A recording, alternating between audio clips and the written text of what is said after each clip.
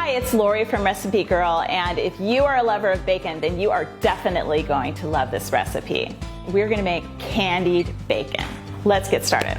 So the first thing we're gonna do is line a baking sheet with foil. Then you're gonna place a rack on top of your baking sheet and spray it with baking spray so that your bacon won't stick to the rack. Okay, the second thing we're gonna do is get the candied part ready.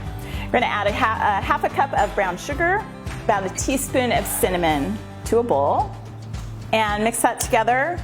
All right, the next thing you're gonna do is take your strips of bacon and you're going to dip it in the brown sugar and cinnamon mixture. You don't want to use thick cut bacon for this recipe because you're gonna have to keep an eye on it in the oven since it has sugar on it, so you really don't want it to bake longer, and if you're using a thicker cut, you need a longer baking time, which isn't good when you have sugar on something in the oven. As you put it on the rack, you're gonna just kind of press down on the spokes of the rack a little bit so that when it comes out of the oven, it's gonna be nice and wavy. Okay, we've got all our bacon coated and ready to go in the oven. We're gonna put it in the oven at 350 degrees and we're gonna check on it at 15 minutes and make sure it's caramelized and getting crispy, and then we'll kind of see if it needs to cook a little bit longer or not.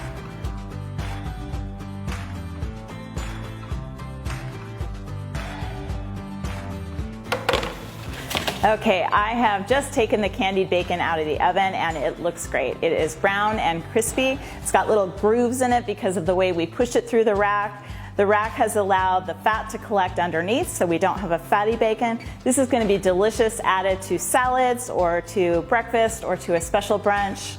Looks delicious. For this recipe and more, visit recipegirl.com.